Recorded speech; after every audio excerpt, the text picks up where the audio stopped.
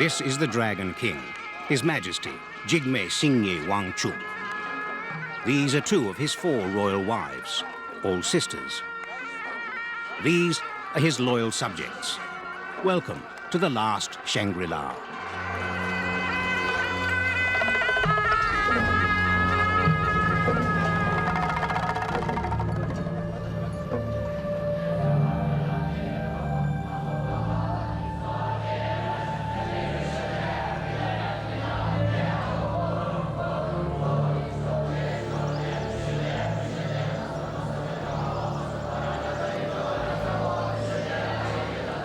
In a world where increasingly being modern means being the same, where you cannot necessarily tell by the streetscape what country you are in, it's refreshing to come to the mystical kingdom of Bhutan.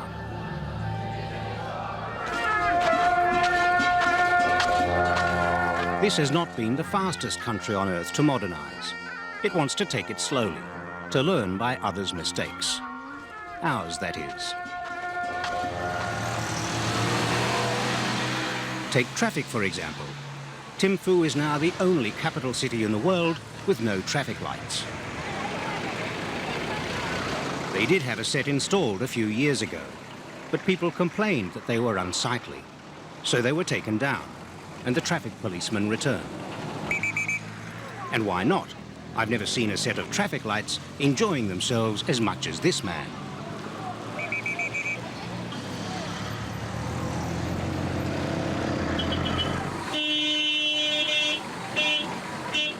Bhutan does, of course, have its traffic jams, but even these have their own individualistic style, and there seems to be a total absence of road rage. Such is life in an undeveloped country. When people talked about development in the past, they always asked what the gross national product was.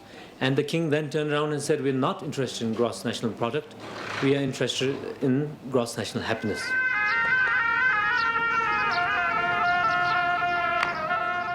And what the king says goes. While the rest of the world was plunging with economic rationalist fervour towards a new millennium, this king took a bizarre step and opted for the well-being of his subjects. To us, gross national happiness basically means that ultimately the long-term and the ultimate goal of development should be happiness, that the people should be happy. And Bhutan believes that this happiness cannot come from purely material development, economic development, but that it must be very carefully balanced with spiritual health, with the environment, and generally the quality of life. One might be tempted to think that the gross national happiness here is drug-induced. After all, the streets are paved not with gold, but with marijuana. From every nook and cranny, in every street, cannabis grows like a weed, but virtually no one smokes it.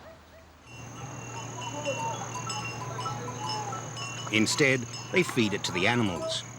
This farmer told me his cows didn't like it much, but the pigs were hooked.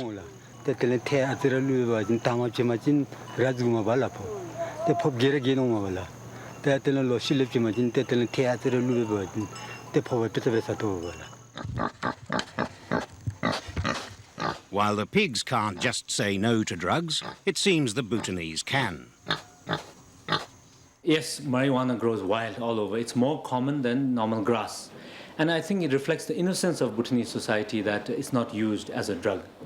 You know that marijuana is the most popular food for pigs. People go around, you'll find, you walk around any time of the day, you'll find people collecting it to feed their pigs. I think Bhutan is one country where pigs do fly. But here, high in the Himalayas, halfway to heaven, something is afoot. Important people are in town. There's magic in the air.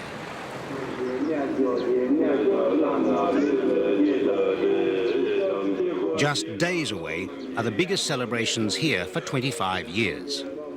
It's the Silver Jubilee. The Dragon King has been on the throne for a quarter of a century.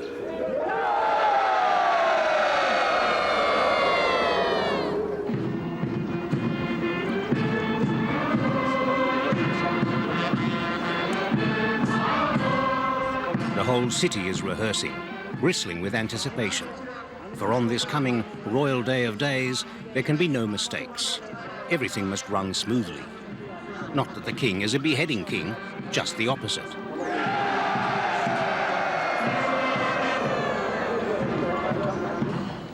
Indeed, he seems to be honestly and universally admired. Yeah, he's a good king. During the king's reign, life expectancy has increased an astounding 20 years. Figures on education, health, clean water supply, electricity, all are just as impressive. The government has paid for the improvements with hydroelectricity, which it sells to India just down the mountains.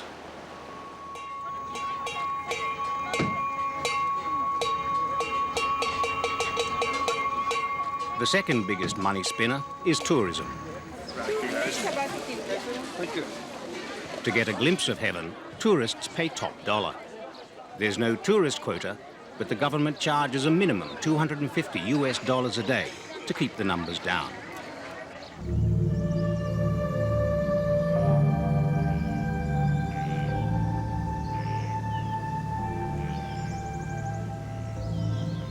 The main tourist attraction is the wilderness.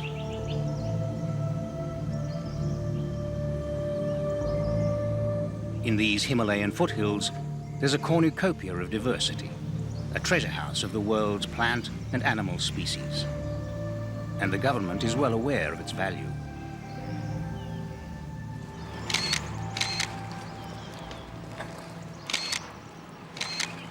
This is Her Majesty, Ashi Dorji Wangmo Wangchuk, the Queen, well, one of the queens.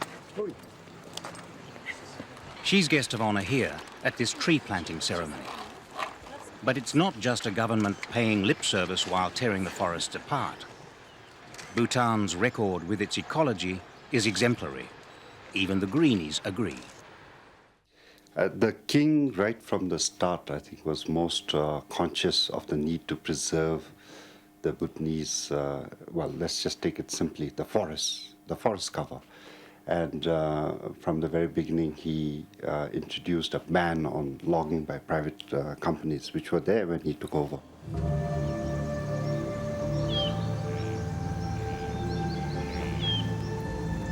Bhutan is the only country in the region that can boast an increase in forest cover over the past 25 years. Even on a day-to-day basis, the environment gets a look in. The king recently banned plastic bags in the kingdom. He even issued a royal decree whereby, even the king himself, who according to our law is usually above the law, has to obtain a permit to be able to get a tree for his own use.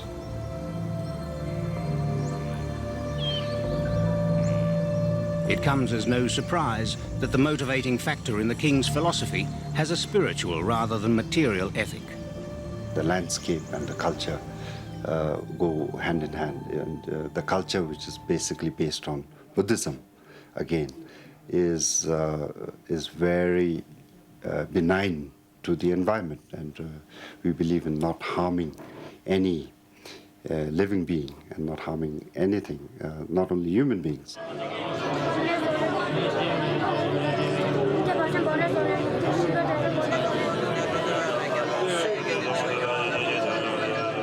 Buddhism is the driving force of Bhutan, the strongest of all their traditions.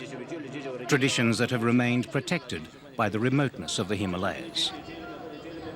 Many hundred years has been in that tradition. But I don't say that, we have to continue this tradition, they're exactly the same.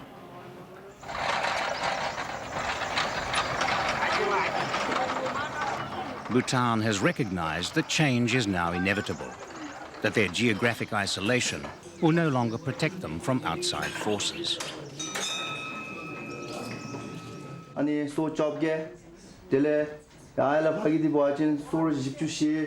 During the king's reign, tradition has been encouraged. At this government-run school in Thimphu, the best young craftsmen and women from around the country receive expert tuition. The skills being learnt here are ancient, steeped in Buddhist mythology. But increasingly, these artifacts are valued not just for their use in Buddhist ritual, but as products that can be sold to the growing tourist market. The culture is changing, but to Buddhists, nothing remains the same. Tradition or culture, whatever, doesn't matter, but main thing is the people's intellectual way, their development. Intellectual development is important. So I think so far, within these 25 years, I think Bhutanese people, intellectually, there's a lot of development, I can say.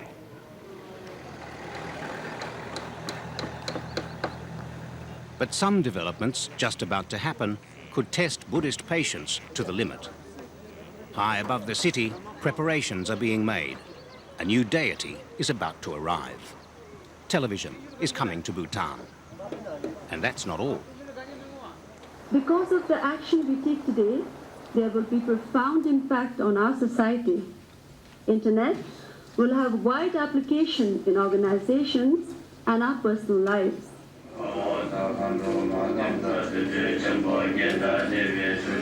In this Jubilee year, everything seems to be happening at once. Not only is television coming, the internet has arrived. Bhutanese will now be able to surf the superhighway. The choice of content on internet is indeed vast. What is downloaded and how internet is used is up to the prudence of the users. Like all tools, on one hand, it is very powerful. On the other hand, it can be put to detrimental use and overwhelm the users.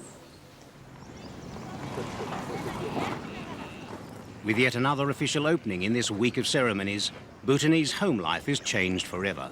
Television finally arrives. Television will become a very important force for national integration, for the promotion of Buddhist culture, including music and literary activities.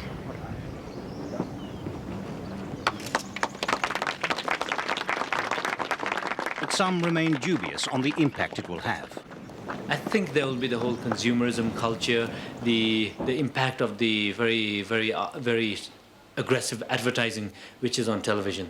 And I think, that's why it was, because it's all going to be new to Bhutan, it's all going to be very attractive, very glittering, very bright. I think it's going to be, it's going to be a problem.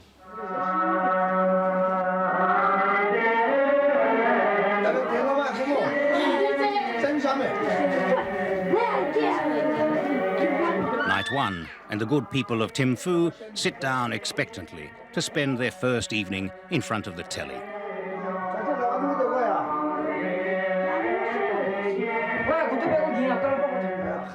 Buddhists believe that all of life is an illusion. One monk pointed out that television must therefore be an illusion of an illusion. And if something is so unreal, perhaps it is not so dangerous. Anyway, world is the illusion, anyway. So therefore, if you understand the nature of that illusion or realize that illusion, so television is nothing.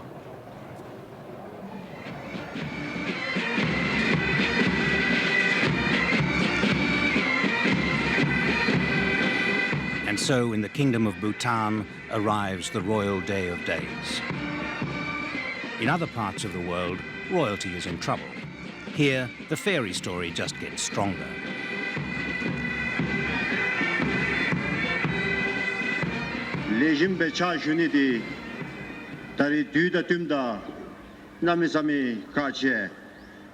Far from clinging to power, this young king last year shocked the parliament by introducing new legislation devolving his power to his subjects. In effect, Parliament, by a vote of no confidence, could now sack him. But nobody wants to. They want him to continue developing this tiny kingdom while maintaining the country's unique identity. It's an identity that they are pleading with the world to leave intact.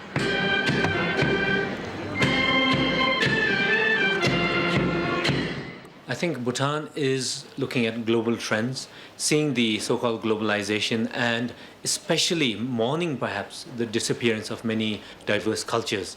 In that sense, Bhutan really believes that the world needs Bhutan.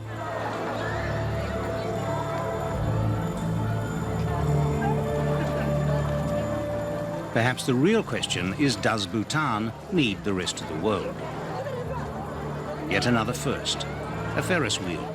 It's taken a while to get here, but the Bhutanese respond with an innocent passion that Coney Island and Luna Park lost long ago.